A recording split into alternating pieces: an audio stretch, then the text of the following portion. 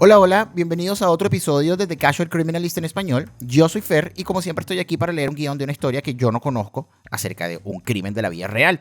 En este caso tenemos la historia de Bible John, el Jack el Destripador de Escocia. Así que vamos a darle con esto de una vez.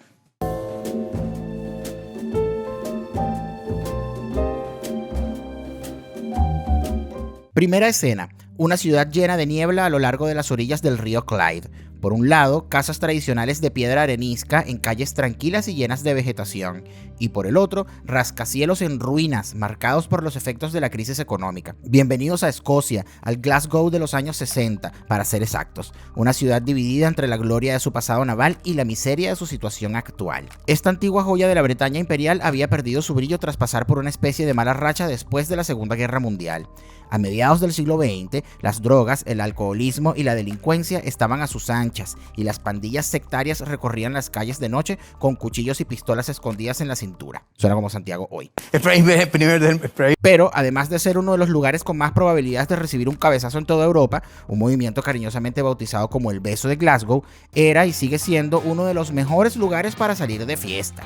Y al fin y al cabo, eran los años 60. Si no tenías ganas de una pelea a machetazos o de inyectarte heroína, igual podías divertirte en uno de los muchos salones de baile de la ciudad. El principal era el Barrowland Ballroom, un referente de la cultura juvenil en el lado este del centro de la ciudad. Su emblemático letrero de neón iluminaba con luz tecnicolor a los fiesteros de toda Escocia, que acudían en parte por la música y en parte por la sórdida reputación que el local se había ganado con los años.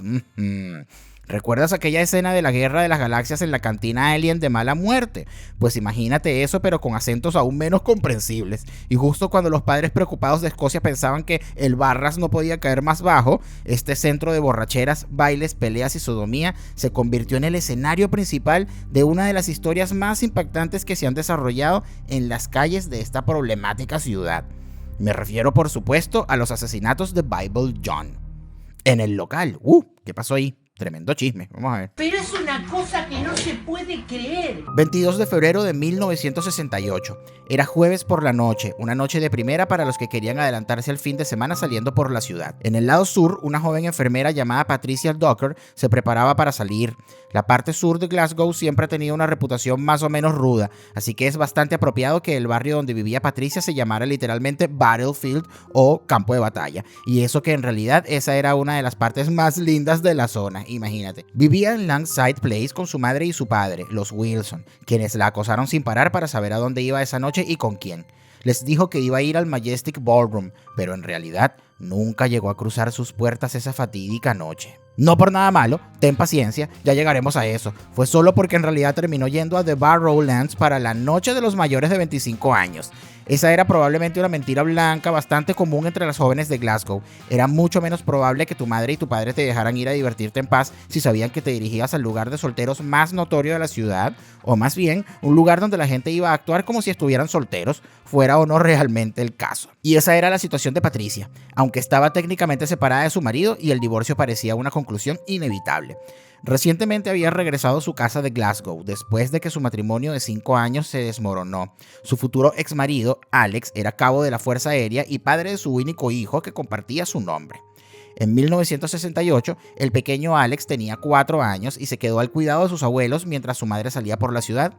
Patricia adoraba a su pequeño, pero a sus 25 años necesitaba salir y vivir su propia vida de vez en cuando. Mientras se ponía su vestido amarillo, se echaba su abrigo gris sobre los hombros y se ponía labial y rímel, se imaginaba una noche muy diferente a la que estaba a punto de vivir. Unas buenas risas, unas copas, tal vez un chico joven y guapo con el que bailar. Como madre soltera y trabajadora, se merecía todo eso y más. Así que, después de dar un beso de buenas noches a su hijo, salió al aire frío de finales de invierno y se dirigió al centro de la ciudad. Y como que no lo contó después. La siguiente vez que su familia vio a Patricia fue en la morgue de la ciudad, fin. Tendían una camilla para su identificación. Ese viernes por la mañana, un vecino de Battlefield llamado Maurice Goodman se dirigió a su garaje, situado en una callecita a menos de 1 minuto de la casa de los Wilson, y se encontró a la pobre joven desnuda y muerta. Los agentes que respondieron a la llamada de emergencias de Goodman, el detective Johnston y el detective McDonald, llegaron poco después de las 8 de la mañana. McDonald relató después: esa noche hubo una fuerte helada. Detuvimos el auto en el extremo de la calle Overdale. El cuerpo estaba tendido con la cabeza hacia nosotros. Estaba completamente desnuda y no había rastro de su ropa. Estaba tumbada de espaldas, con la cabeza girada hacia la derecha. En esta fase no había mucho más que hacer. Lo único que podían hacer los agentes era cruzar los dedos y esperar una denuncia de alguna persona sospechosa que corriera por la ciudad con un montón de ropa de mujer. Al poco tiempo, el patólogo forense llegó al lugar de los hechos, agachándose bajo la cinta de acordonamiento y uniéndose a los dos inspectores, sus gélidos alientos fundiéndose en el aire sobre el cadáver. Rápidamente, el doctor Imbrie, el patólogo, comprobó que Patricia llevaba muerta al menos unas horas y que su cuello presentaba signos de estrangulamiento, posiblemente con un cinturón, debido a los patrones de las marcas de fricción dejadas en la piel. Por si fuera poco, parecía que la habían golpeado antes de asesinarla y había signos de agresión sexual. La autopsia confirmó todo eso más tarde, así como un detalle circunstancial menor cuya importancia solo se haría evidente muchos meses después. Patricia estaba menstruando cuando la asesinaron. Qué fuerte, tenemos un asesino en serie matando mujeres durante su menstruación. ¿Cómo adivinas eso? Encuentro esto misterioso. Muy misterioso. Cuando la ambulancia llegó para transportar a la pobre Pat a la morgue, uno de los ya me imagino por dónde va la cosa. Ya vamos para allá. Cuando la ambulancia llegó para transportar a la pobre Pat a la morgue, uno de los paramédicos a bordo reconoció a la víctima. Había trabajado como enfermera en el hospital Mearnskirk y allí pudieron averiguar su nombre, por lo que pudieron hacer la llamada a su familia el sábado. El siguiente paso fue que los detectives entrevistaron a los Wilson. Estos dijeron a la policía que su hija llevaba un bolso marrón, un reloj de pulsera y un anillo que le había regalado su abuela y que todo estaba desaparecido. ¿Dónde había ido su hija esa noche?, preguntaron los detectives. Bueno, se dirigía a The Majestic, el salón de baile de Hope Street, que ya sabemos que no iba a ese. Y con eso, esa investigación inicial se fue a la... Los detectives fueron a entrevistar al portero y al personal del lugar equivocado, lo que obviamente no produjo ninguna revelación que ayudara al caso. Por eso es importante decir la verdad a sus papás, niños que están... No debería, si usted es niño, usted no debería estar viendo esto. Pero aquellos que todavía están bajo la merced y el mandato de sus padres, sean sinceros. De verdad, digan la verdad, porque si no pasan cosas feas y es más difícil todo. Así que la pista se enfrió y el asesinato de esta joven madre se desvaneció en la oscuridad.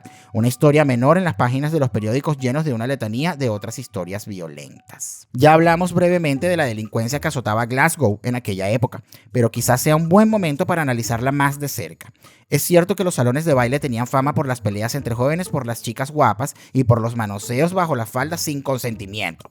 Pero a fin de cuentas, eso podría parecerles muy insignificante comparado con lo que ocurre en las discotecas de hoy en día. Total. El verdadero peligro estaba en las calles. Era el dominio de los nets, un término que se popularizó más o menos al mismo tiempo que nuestra historia, utilizado para referirse a los hooligans de fútbol y a miembros de bandas callejeras. Hooligans de fútbol, gente insoportable. Además de estar divididas por fronteras geográficas, estas bandas también estaban divididas por la religión.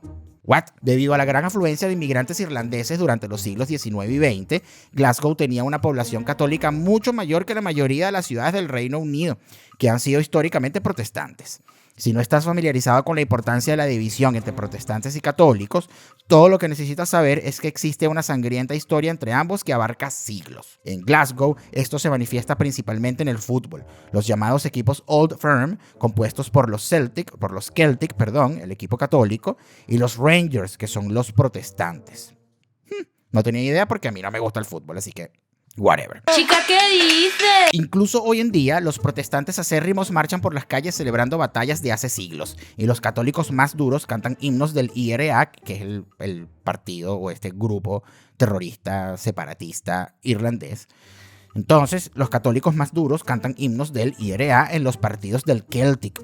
Pero todo esto es relativamente pacífico comparado con la violencia de los Nets en los años 60, que no dudaban en acuchillar a cualquiera que no fuera de la religión, banda o incluso urbanización correcta.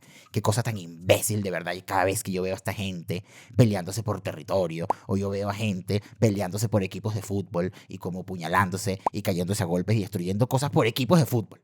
Dime tú. Que más de uno seguramente está en contra de lo que yo estoy diciendo.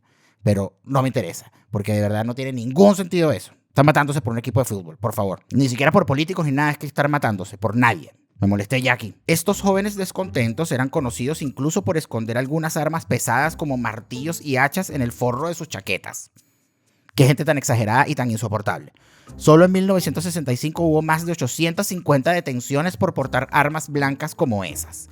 Ok, sé que para nuestros oyentes estadounidenses que probablemente han visto a gente paseando por Walmart con una AR-15, unas cuantas hachas y cuchillos pueden parecer un juego de niños, pero cuando te enfrentas a docenas de acuchillamientos, cráneos rotos y puntas de dedos cortadas cada semana, es algo importante. Jesus. En Glasgow, la tasa de asesinatos fue más del doble que la de Londres durante gran parte del siglo XX, y en su día fue apodada la capital europea del asesinato. No tenía idea de que Glasgow era o llegó a ser como tan problemática. En la vida hay grandes misterios. Como se puede imaginar, en este tipo de situación, el cuerpo de una mujer joven que aparece en la entrada de un garaje no es la mayor sorpresa del mundo. Total, qué horror. Glasgow es un lugar mucho más agradable hoy en día, pero tengo un consejo de viaje seguro si estás planeando una visita. Si alguien en la calle te pregunta por tu equipo de fútbol favorito, no está intentando ser tu amigo. Y hagas lo que hagas, no digas Rangers o Celtic. Es una moneda al aire que puede terminar en tragedia. Lo más seguro es decirles que eres fan del Raith Rovers y seguir tu camino. ¿Nunca has oído hablar del Raith Rovers? No importa, nadie ha sido apuñalado por culpa del Raith Rovers tampoco. Ni idea. En fin, ahora tienes una mejor idea del escenario de nuestro drama Tartan Noir hecho realidad. Los detectives encargados empezaron la investigación por el camino equivocado y solo se dieron cuenta de que la víctima fue a The Barrowlands después de su primera declaración pública, y parecía que el caso iba a quedar tan frío como la nieve de esa mañana de febrero en Battlefields. Así que ya está, en lugar de preocuparnos, ¿qué tal si vamos a tomarnos algo? Es viernes, 15 de agosto de 1969. Pagamos nuestra entrada de 4 chelines y entramos en The Barrowlands. La cavernosa y humeante sala vibra de actividad. Cientos de bailarines se mueven bajo la bola disco al son de la música. Los más afortunados se rejuntan a los lados. Ahí es donde estamos ahora, de espaldas a la pared, pero no estamos emparejados. Sorry, no te veo de esa manera. Creo que deberíamos ser solo amigos. En lugar de eso, nos aferramos a nuestras bebidas y tratamos de armarnos de valor para pedirle a alguien que baile con nosotros. Esto se parece a la universidad otra vez. Así que miramos a nuestro alrededor, buscando un posible candidato, tratando de evitar el contacto visual con cualquiera que busque pelea. Ayudaría si pudiéramos salir a la pista de baile, pero no tengo ni idea de cómo hacer foxtrot. ¿Tú sí? No lo creo. No, de verdad que no tengo ni idea de cómo bailar foxtrot. Así que imagínate, bueno, estamos en los años 60, así que... Why will die? Lento, lento. Rápido, rápido. Así que llegan las últimas canciones y seguimos pegados a la pared, empezando a sentirnos como los niños que son elegidos de últimos en educación física. Yo. Es entonces cuando vemos cerca a una mujer de pie, recién salida de la pista de baile. Es bonita, parece tener unos 20 y tantos o unos 30 y pocos. Está vestida de blanco, con pelo ondulado cayéndole por los hombros. Permanece sola durante unos segundos antes de que un hombre se le acerque, un tipo alto, de 1,80 metros. Vestido con un traje azul de 3 piezas y con un fuerte acento de Glasgow. Durante los siguientes minutos escuchamos algunos fragmentos de su conversación en las pausas entre canciones. Hablan de la música, del baile, de sus vidas, pero hay algo que resulta extraño. Al chico le gusta meter citas de la Biblia en la conversación de vez en cuando. Sal corriendo de ahí, amiga. ¡Corre, corre! Nos miramos el uno al otro inmediatamente. Las citas bíblicas no son precisamente la mejor estrategia para ligar. Inténtalo en Tinder, ya vas a ver. Así que empezamos a prestar más atención a esos dos. Estamos esperando que el discurso de este predicador de discoteca fracase por completo. Pero espérate un momento, porque parece que ha funcionado. Se están yendo juntos y van en dirección al guardarropa para recoger sus abrigos. Bola curva, así que por eso no tuve éxito en mis días de la universidad. No había suficiente fuego y azufre en mi labia.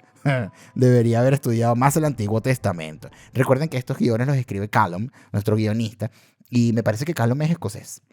De hecho, así que un poco de contexto ahí. En fin, creo que ya podemos terminar la noche. A veces se gana y a veces se pierde. En ese caso, hubiéramos sido uno de los muchos testigos que se despertaron unos días después para ver a la guapa joven de The Barrowland Ballroom en la portada de los periódicos. Su nombre era Jemima MacDonald, nativa de Glasgow y madre soltera de 3 hijos, y estaba muerta. Al igual que Patricia Docker, 18 meses antes, había dejado a sus hijos con su familia antes de salir a divertirse. La hermana de Jemima, Margaret, era la encargada de cuidar a sus hijos. Cuando su hermana no llegó a casa el sábado por la mañana, Margaret se preocupó, pero aún así esperaba que Jemima apareciera con una historia loca en algún momento del día. Pero llegó el domingo, luego el lunes y aún no había rastro de ella. Ese fin de semana habían empezado a circular unos rumores muy inquietantes por la urbanización. Alguien escuchó a los chicos de la zona hablar de un cadáver en un edificio abandonado. Con 3 niños en su casa llorando por su madre, estos rumores no hicieron más que alimentar la ansiedad de Margaret. Tanto es así que el lunes por la mañana fue a investigar ella misma. ¡Wow! ¡Qué osada! Pero creo que yo haría lo mismo. Caminando por los pasillos del viejo edificio abandonado, pisando cristales rotos y colillas de cigarros, encontró exactamente lo que temía. Su hermana yacía en medio de una de las habitaciones, como otra cosa más desechada en ese lugar baldío y abandonado. ¡Qué impresionante! ¡Qué cosa tan triste! Pobrecita. Jemima estaba claramente muerta, muy magullada, todavía vestida, pero con las medias panty tiradas a su lado.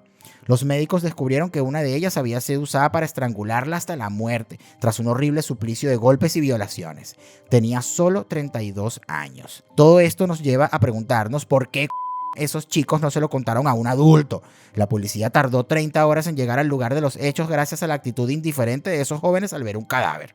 Bueno, sí, muchachitos, irresponsables, pero imagínate tú la impresión que te debe dar como ver esta cuestión. Pero tal cual, niños, ¿qué clase de pobre juicio es ese? Porque por más que sea, estás viendo un cadáver, pues se lo tienes que ir a decir a alguien, un adulto. Si crees que los videojuegos son los culpables de insensibilizar a la juventud a la violencia, recuerda que aún pasarían otros 3 años antes de que se lanzara el primero, Pong. A pesar del retraso, la policía pudo reunir una cantidad importante de pruebas en la escena, incluyendo el ADN de las medias. Además, como sabían exactamente dónde había estado Jemima la noche de su asesinato, pudieron reunir una buena cantidad de testimonios oculares que la situaban en compañía de nuestro amante de la Biblia de antes. A partir de las descripciones, se produjo una foto que encajaba con la imagen del asesino. Era un joven de rostro delgado y sonriente, con el pelo corto y castaño rojizo peinado cuidadosamente hacia la derecha. Se inició una persecución muy pública y la policía divulgó la imagen del sospechoso a los periódicos por primera vez en la historia de Escocia. Vamos a ver a este tipo, vamos a buscarlo, porque dije que yo nunca busco a la gente, yo leo estas cosas y me entero de sus caras después que veo el episodio ya revisándolo para que salga al aire. Pero dije que iba a buscar aquí el aspecto de estos tipos cuando los describen. Bible John, alta cara insoportable, alta cara de incel también. Sí, claro que sí. Ah, míralo aquí, fotico. Sí, tremenda cara de que era fanático de la Biblia. Se puede debatir si fue una idea brillante o un error fatal, porque fue el primer paso para convertir la historia de un trágico asesinato en una completa pesadilla nacional. Pero, a pesar de todo, no se hizo ningún progreso significativo en la captura del asesino. El frenesí mediático no condujo a ninguna pista real y la policía recurrió a vigilar The Barrowlands con un equipo de policías bailarines encubiertos.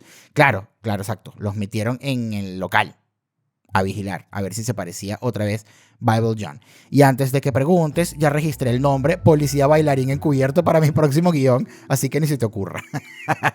Debe haber sido algo muy extraño bailar toda la noche y esperar a que un tipo venga a conversar contigo con su mejor imitación de Noé, pero en todo caso fue algo que duró poco. No sé si se te habrá ocurrido, pero si policías encubiertos empiezan a rondar por un bar famoso por peleas callejeras y ligues de una noche, el ambiente tiende a enfriarse, así que los dueños empezaron a exigir que terminaran con el asunto. Claro, bueno, sí, tal cual, o sea, imagínate, este sitio donde ocurría cualquier tipo de decadencia en esa época y claramente si los dueños del bar saben que hay policías ahí encubiertos, me imagino que también le están diciendo a la gente que hay policías ahí encubiertos. Peor idea, en verdad, súper mala idea si te pones a ver. Sin embargo, mientras algunos de sus colegas estaban bailando toda la noche, los investigadores menos afortunados de la policía de Glasgow habían empezado a establecer algunas conexiones tentativas entre este caso y otro similar del año anterior. Un detalle clave sugería un giro de una simple investigación de asesinato a un posible asesinato en serie con un motivo recurrente. Jemima había estado en su periodo en ese momento. ¿Vieron? ¡Qué cosa tan fea! ¿Qué le pasa a estos tipos obsesionados locos? Vamos a ver qué tiene que ver con cómo relacionó este tema de la menstruación con la Biblia. Con 18 meses de diferencia, 2 mujeres casadas acudieron a la misma sala de baile, ambas con la regla, y ambas fueron encontradas muertas en rincones tranquilos de la ciudad, golpeadas y estranguladas y con sus bolsos desaparecidos. La teoría de que estos 2 crímenes podrían estar conectados ocupaba un pequeño lugar en la esquina inferior de la pizarra de la investigación, considerada todavía como tentativa en el mejor de los casos. Pero en octubre del 69, un último y trágico acontecimiento disiparía esa duda y cementaría el lugar del asesino en la infamia durante décadas. El 31 de octubre, alrededor de las 9 de la noche, 2 hermanas entraron en la taberna de la calle Kent, en el área del mercado que estaba al fondo del Barrowland. Janie Langford era la mayor de las 2 y llevaba un abrigo verde oscuro con falda y blusa. Su hermana pequeña, Helen Potok, de 29 años, estaba sentada frente a ella con un vestido negro de manga corta. Normalmente, un par de mujeres vestidas de punta en blanco sería algo inusual en el viejo y estartalado pub, pero un viernes por la noche como ese, siempre habían varias dispersas por el local, embriagándose con todo el alcohol posible antes de la hora de cierre mientras esperaban a que el salón de baile se animara. Eso era exactamente lo que hacían las hermanas ahí, mientras conversaban sobre sus vidas y los hombres en ellas. Ese mismo día, Helen había discutido con su marido, un militar que estaba de permiso de su puesto en Alemania. Él no estaba muy contento de que Helen saliera por la ciudad con su hermana mientras él se quedaba cuidando a sus 2 hijos. Si hay algo que hay que saber sobre las mujeres de Glasgow es que pueden ser de carácter fuerte, así que al final se salió con la suya. Cuando dieron las 10 de la noche, el barman sonó la campana para los últimos pedidos. Los jóvenes bailarines y los comerciantes del mercado terminaron sus bebidas al mismo tiempo y se fueron. Era una corta caminata hasta el barras, donde las mujeres pasaron de la fila al guardarropa y de ahí a la pista de baile. En el camino, pasaron por delante de un terrible presagio publicado en la cartelera del vestíbulo junto a folletos y pósters de bandas, un retrato policial de cierto hombre de rostro delgado. Y con todo y eso, el tipo igual siguió saliéndose con la suya. En el interior de la sala principal, la energía irradiaba de la pista de baile y las chicas estaban ansiosas por participar. Janie fue la primera en conseguir una pareja de baile, John de Castlemilk, en el lado sur. No era precisamente el chico más guapo del mundo, pero hablaba y bailaba lo suficientemente bien como para conquistarla hasta la hora de cierre. Helen vio cómo su hermana desaparecía entre la multitud, pero solo se quedó sola unos minutos antes de que la abordaran a ella, otro chico también llamado John, porque al parecer ese era el único nombre permitido para los hombres de Glasgow nacidos en la década de los 40. Los llamaremos John de Castlemilk y John el Guapo, para simplificar. Te dejaré adivinar cuál es el psicópata en secreto. Cuando la canción terminó, las 2 hermanas se reunieron a un lado y presentaron a sus parejas. John el Guapo estaba increíblemente bien vestido. Llevaba un traje y una camisa bien planchados y el pelo bien peinado. No era para nada el típico soltero de Barrowlands. Janie miró detenidamente a este extraño joven al lado de su hermana, lo suficiente como para poder describir su rostro con vívidos detalles una y otra vez en los días, meses y años venideros. Ya adivinaste cuál John es el asesino, ¿verdad? Bien, me alegro, pero hay que preguntarse, ¿por qué nadie más lo adivinó? O sea, su cara estaba literalmente pegada en un cartel de "Se busca en el pasillo". Por Dios. Bueno, sí y no. No era realmente su cara, al menos no la cara del hombre que estaba frente a Janie ahora. What? La foto no le hacía justicia a su atractivo y limpia complexión. Ya, su pelo era mucho más rojo de lo que se había descrito y en todo caso las impresiones eran en blanco y negro. Medía alrededor de 1,70 metros y tenía 2 dientes frontales sobresalientes cuando hablaba. Llegó la hora del cierre y el grupo se dirigió a la salida con una parada en la máquina de cigarrillos. Janie metió el dinero para comprar una cajetilla, pero la máquina se atascó y se tragó el dinero. Ese fue el momento en el que se vio la primera grieta en el tranquilo comportamiento de John el Guapo. Hasta entonces había sido un tipo de voz suave y refinada y de repente estalló. Hizo un show llamando a gritos a un encargado y atacó al personal con una rabia desmedida. Un machito más. En ese momento, John de Castlemilk decidió que ya era suficiente, que esta no era una batalla que tuviera interés en pelear. Mientras los demás se iban a hacer fila para tomar un taxi, él se despidió y tomó el último autobús a su casa y nunca más se supo de él. Mientras tanto, John el Guapo despotricaba sobre cómo su padre llamaba a los salones de baile antros de iniquidad. Una frase que estaba increíblemente pasada de moda incluso en los años 60. Ni idea qué significa iniquidad. Con las buenas vibras empezando a amargarse, las 2 hermanas se subieron al taxi mientras el joven elegante sostenía la puerta y luego se subió con ellas. Bye, Felicia. La escena que acabo de narrar fue la pesadilla exacta que tuvo la madre de las hermanas, también llamada Jean, antes de que salieran esa noche. Les recordó los asesinatos en el salón de baile, pero Helen se limitó a consolar a su madre con chistes. En serio, ¿quién se atrevería a intentar algo con ella con unas uñas tan afiladas como esas? Una mujer de Glasgow de pies a cabeza tenía espíritu de lucha y no le tenía miedo a nadie. Las pruebas en el lugar de los hechos lo confirmaron. Manchas de hierba en las suelas de los zapatos, uñas rotas, huellas en la tierra de un terraplén de la vía férrea de un intento de fuga, una marca profunda de un mordisco en el muslo.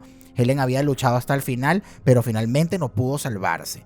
La policía llegó a la escena del crimen el 1 de noviembre y la encontró parcialmente vestida, tendida junto a una tubería de desagüe al fondo del jardín de su apartamento en Scottstown. Había sido violada, golpeada y estrangulada. Al igual que las demás víctimas, faltaba su bolso y se comprobó que tenía el periodo al momento del ataque. Me muero cada vez, qué cosa tan creepy y Horrible este tipo.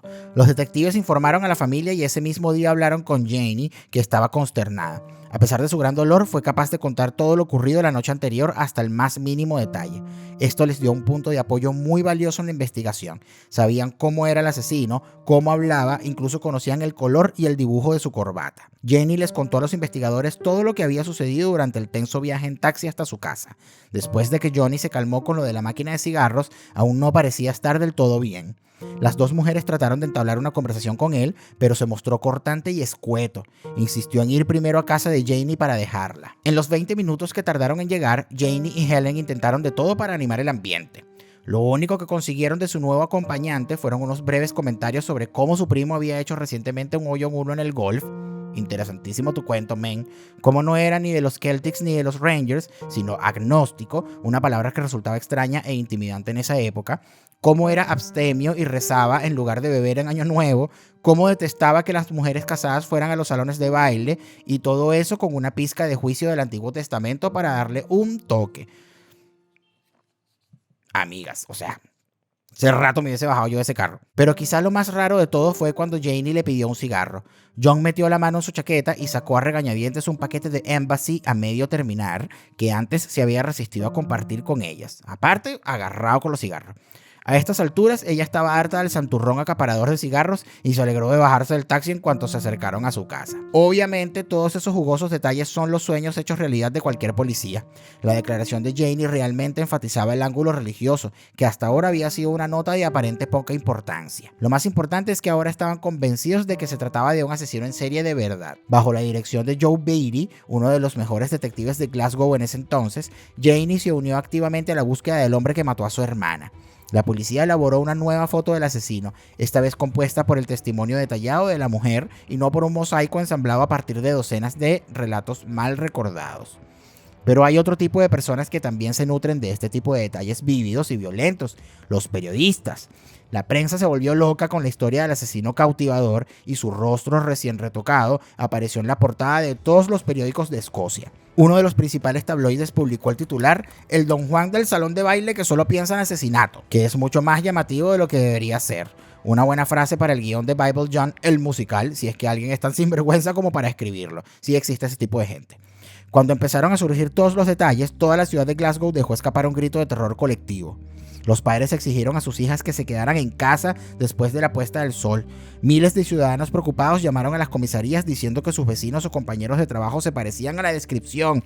¡Qué horror! Era el tipo de miedo irracional que lo invade todo y que seguramente solo se puede entender si se ha vivido ese tipo de cosas antes. Y como buen fanático del true crime, seguramente sabes que los medios de comunicación no se esfuerzan demasiado por calmar ese tipo de histeria. Lo sabemos. Es su pan de cada día, después de todo. En este caso, ya tenían preparado algo con el tipo de detalles que realmente captan la atención. Así que los periodistas de Escocia publicaron la historia y le inventaron un apodo que prácticamente todo el mundo en el país reconocerá, incluso hasta el día de hoy. ¿Cuál fue el apodo? El bastardo bíblico de la pista de baile, el estrangulador de Satanás, el demonio del salón de baile. Bueno, en realidad la prensa sensacionalista tenía un poco más de buen gusto en esa época, por lo que se decidieron por el apodo comparativamente más comedido, Bible John. Antes de seguir adelante, vale la pena decir unas palabras sobre el aspecto sacro de este caso. Esto fue lo que finalmente captó la aterrorizada imaginación de esa ciudad religiosa y sectaria. Después de todo, la idea de un misógino violento llamado John justificándose con la Biblia no era nada nuevo, especialmente en Escocia. Esta es la patria de John Knox, el reformista protestante que fundó la Iglesia de Escocia hace 500 años. Escribió una obra titulada El primer toque de trompeta contra el monstruoso regimiento de mujeres. Aunque parece el título de un post en un foro de incels, en realidad se trata de un libro teológico con profundos prejuicios en contra de las mujeres monarcas. Escocia también produjo otro John de carácter cuestionable en la misma época, John Calvin, otro predicador de la Reforma. A Calvin no le gustaba la crítica. Cuando uno de sus compañeros, llamado Jacques Groot, lo acusó de hipócrita, se dice que mandó a torturarlo, ejecutarlo y a quemar su casa. Ni siquiera sus compañeros que odiaban al catolicismo romano estaban a salvo de ese trato, como descubrió el español Miguel Servet cuando fue juzgado por herejía y quemado vivo. El tribunal decretó que se utilizara madera verde fresca para alargar todo el asunto lo máximo posible, un total de 30 minutos de agonía. Qué gente tan sádica y loca. Así que lo que quiero decir es que si eres un sádico llamado John en Escocia que quiere cometer algún asesinato y misoginia infundida por la fe, no te faltan modelos a seguir. La fe tiene una historia bastante desigual ahí, que se remonta mucho antes de las guerras de bandas de los Nets o las tarjetas rojas de los derbis de Old Firm. Los criminólogos creen que Bible John se había designado a sí mismo como un juez religiosamente justificado por encima de la ley mundana básica. Según su retorcido sentido de moralidad, imponía castigos bien merecidos a los depravados y sucios del mundo. Para él, esto significaba adúlteros y mujeres con la regla, todo un psicópata. Lo que nos lleva a una pregunta que podría haber reducido potencialmente el grupo de sospechosos a la mitad. ¿De qué lado de la división sectaria caía exactamente Bible John? Bueno, cuando se le preguntó por su equipo de fútbol favorito en el taxi, afirmó que no era ni católico ni protestante. Una pena, ya que Glasgow estaba tan dividida en distritos sectarios que esta información podría haber orientado realmente la búsqueda. ¿Verdad? Que dijo que era agnóstico. A pesar de todo, las cosas parecían ir bien. ¿Qué es eso de bien? Con todos los ojos de Glasgow atentos para encontrar a este misterioso asesino, la policía se mostraba optimista. Había muchas posibilidades de que lo descubrieran en cuanto pusiera un pie fuera de su refugio, donde seguramente se estaba recuperando de sus heridas. Helen sin duda le había provocado unas cuantas. La más importante, un corte profundo debajo de uno de sus ojos, visto cuando huía de la zona en un autobús. Asignaron 100 detectives al caso, recogieron 50.000 declaraciones de testigos y llamadas y tenían un total de 1.000 posibles sospechosos. Con la esperanza de que alguno de los detalles físicos fuera la clave de todo, la policía entrevistó a cientos de barberos, dentistas y sastres confiando en que alguno les diera un nombre. Mientras tanto, el equipo formado por el detective Beatty y Janie llevaron a cabo más de 300 rondas de reconocimiento. Primero, él comprobaba los dientes y después ella echaba un vistazo a los hombres y calificaba su probabilidad sobre 100. Pero nunca experimentó la misma repulsión y reconocimiento que cuando vio el boceto que la policía hizo a partir de su descripción. Días y semanas transcurrieron sin que los investigadores identificaran a ningún culpable. Había demasiadas pistas a medias. Los agentes incluso recurrieron a psíquicos, otra vez otro caso donde están recurriendo a psíquicos para tratar de atrapar gente o de resolver el misterio. Tampoco es que estamos en los años 60, pues. Tampoco es que era como, no sé, en la antigüedad donde de repente se creía un poco más en esas cosas. No sé, no estoy seguro. No, pero me parece que de verdad hubo un caso también que vimos, no recuerdo ya, un caso que hubo acá donde también eligieron psíquicos para tratar de agarrar a quien sea que iban a agarrar. Creo que era el fantasma de Hellbrun. Pedazo de episodio también. Pero sí, por favor. O sea, eso de estar contratando psíquicos, eso pasará todavía en algún lado. Alguna policía o algo así, alguna gente investigando contratarán psíquicos. Por favor. Muy cuestionables esas decisiones. Como les decía, los agentes incluso recurrieron a psíquicos y espiritistas para intentar reducir las posibilidades. Al fin y al cabo, los archivadores estaban repletos y los procedimientos administrativos normales no daban abasto. Pero de verdad, por más que sea, psíquicos no. Cuando parecía que todo ese revuelo se iba a desvanecer sin una detención concluyente, la policía dio un gran paso. Un hombre que tenía un gran parecido con el retrato de la policía acababa de caerse a gritos con una joven en el Barrowlands. Bingo, el idiota había vuelto a la escena del crimen. Consejo número 827 de The Casual Criminalist en español. Manual, este es el manual hipotético para criminales. No vuelvan a la escena del crimen. Ya lo hemos dicho aquí. Los agentes acudieron a investigar e interrogaron al hombre en el exterior. Compararon la foto y la descripción con el individuo que tenían adelante. Pelo rojo, check. Bien arreglado, check. Cara delgada, check. Todo parecía coincidir, así que lo esposaron y lo metieron en la parte trasera de un furgón policial. ¿No? Pues no. Espera un momento, dijo supuestamente uno de los policías. Este hombre es inocente. ¿Cómo es eso?, debió preguntar su compañero. Los dientes están mal. Dice claramente dientes delanteros superpuestos, pero los de este tipo son tan rectos como los de una estrella de Hollywood. No puede ser él.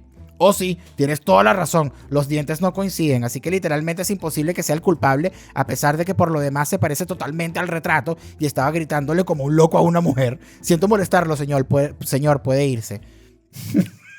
Jesus. En ese momento Bible John, si realmente era él, debió dejar de sudar inmediatamente y tratar de contener su asombro. Los registros no indican qué pasó con esos dos oficiales, pero cuando la noticia de este incidente llegó a la comisaría de Strathclyde, a uno de los agentes le recordó a un individuo similar que había detenido varios meses antes por meterse en una pelea fuera del salón de baile. El hombre había dado un nombre y una dirección falsos al principio, pero los cambió después. Los agentes lo habían llevado al hospital para que le pusieran unos puntos de sutura en la cabeza, donde volvió a intentar usar su nombre falso y luego escapó por una ventana en medio de la noche. No era casi sospechoso. Como estuvo a punto de ser capturado, parece que Bible John decidió dejar de cometer indiscreciones fatales. En cambio, desapareció por completo. En medio de una continua tormenta de rumores que tenían los investigadores abrumados, el rastro se enfrió una vez más. Durante el año siguiente, su gigantesca lista de nombres se redujo a nada. ¡Qué frustración! Con eso, Bible John se convirtió casi en una leyenda urbana, un mito que perseguía a toda una generación de fiesteros y que los padres contaban para que sus hijas volvieran temprano a casa desde las discotecas. Estas mismas historias se transmitieron de generación en generación como una advertencia. Un fantasma asesino que perduraba en la imaginación de todos los padres escoceses que alguna vez vieron a su hijo salir por la puerta para su primera noche en la ciudad. Y eso nos lleva al final del episodio de hoy.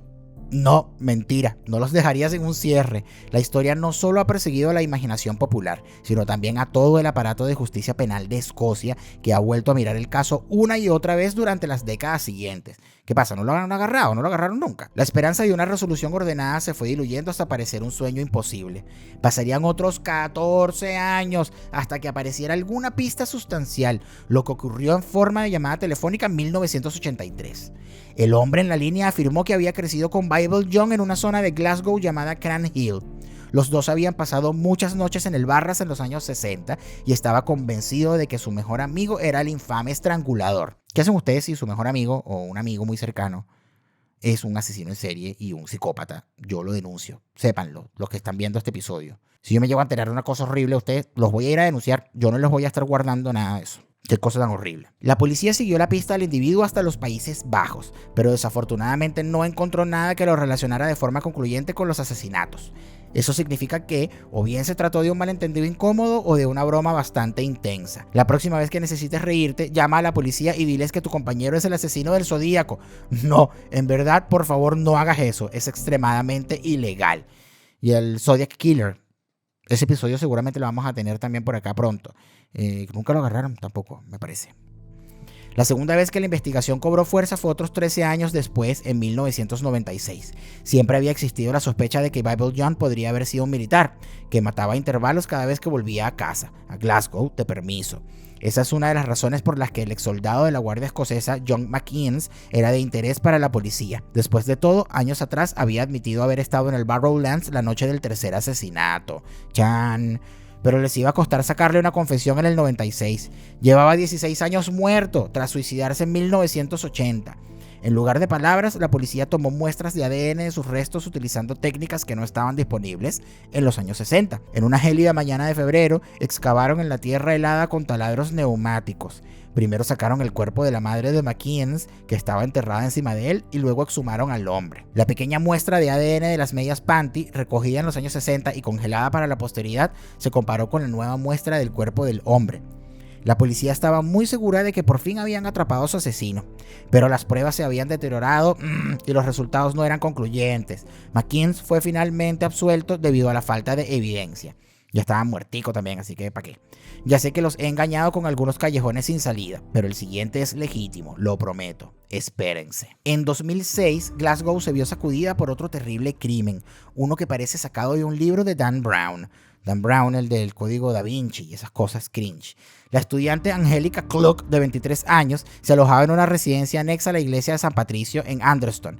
Originaria de Polonia, trabajaba en la limpieza de la iglesia para ayudar a financiar sus estudios. Tras varios días desaparecida, su cuerpo fue encontrado el 29 de septiembre, oculto bajo el suelo de la iglesia.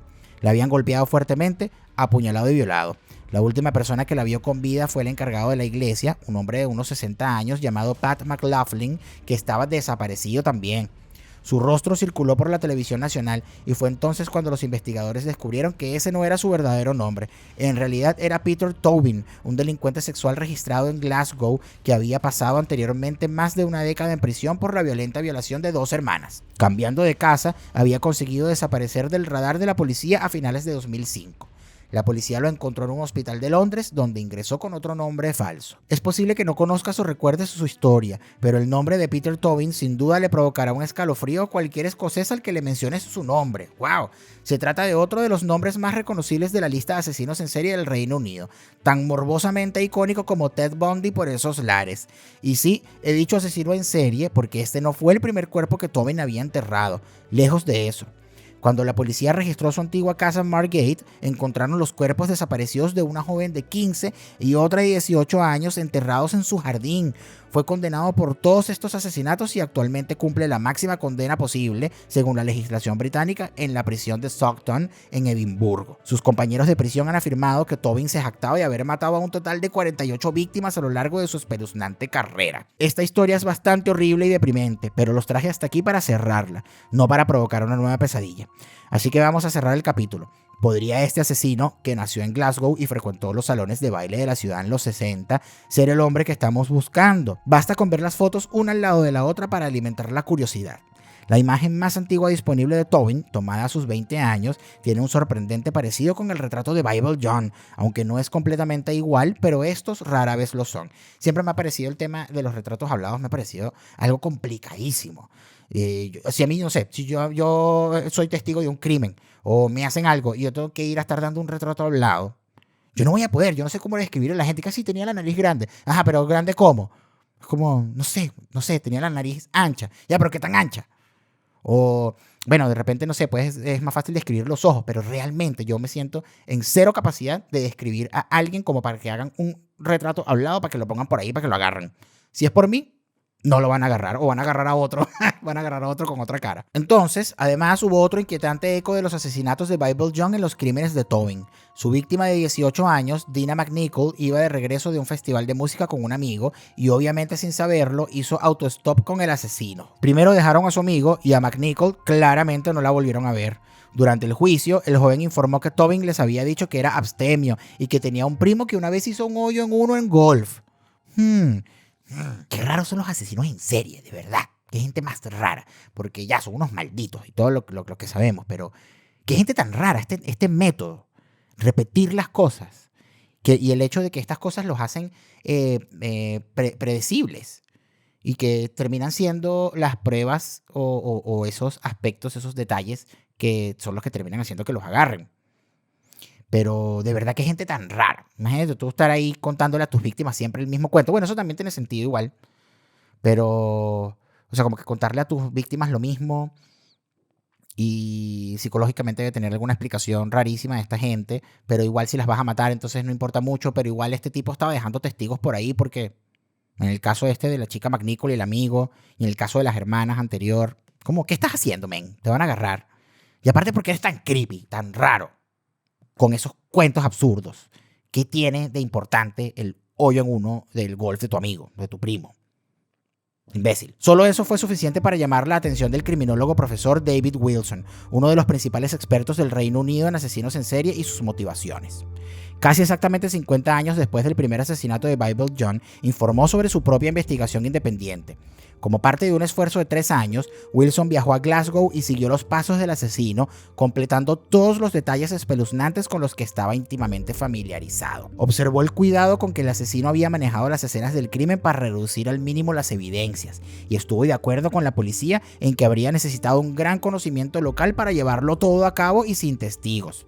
Pensó que había un elemento de orgullo en los asesinatos, la forma en que había dejado los cuerpos sin vergüenza, la forma en que había golpeado sus rostros, el hecho de que había expresado su odio por las mujeres casadas que salían a buscar aventuras de una noche. Todo eso sugería una sensación de reivindicación, como si sintiera que había aplicado el castigo adecuado a los pecados de sus víctimas. Como católico romano, Tobin tenía un claro interés por la religión y su decisión de esconder el cuerpo de Cluck en el suelo de una iglesia fue probablemente su mayor y más autocomplaciente acto simbólico. En varias ocasiones a lo largo de su vida usó grupos religiosos como tapadera para esconderse de la policía. No voy a decir nada aquí.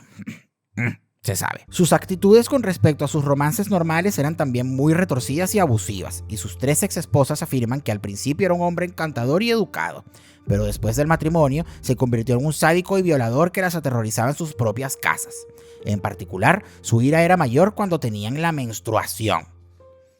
¿Qué es esa locura? Todas estas similitudes son muy intrigantes, pero ¿qué tal algunas fechas concretas que respalden la historia? Afortunadamente, esas también encajan.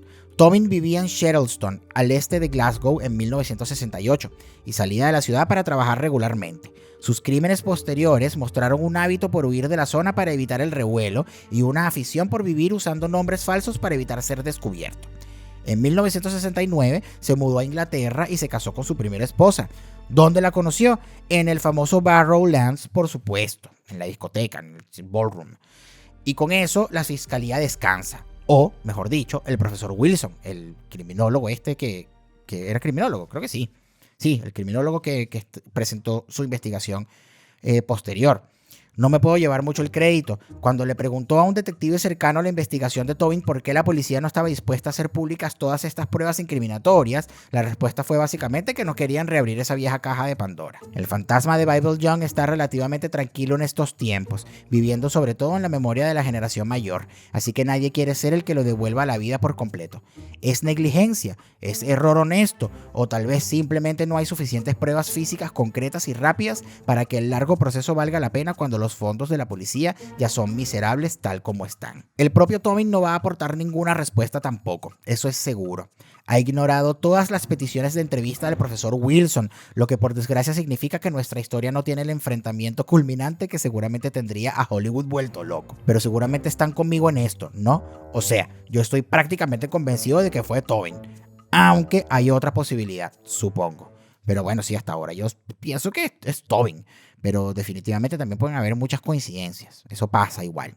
Creo que también lo hemos visto aquí. Verán, les dije que les daría un cierre porque eso es lo que pide a gritos una historia como esta.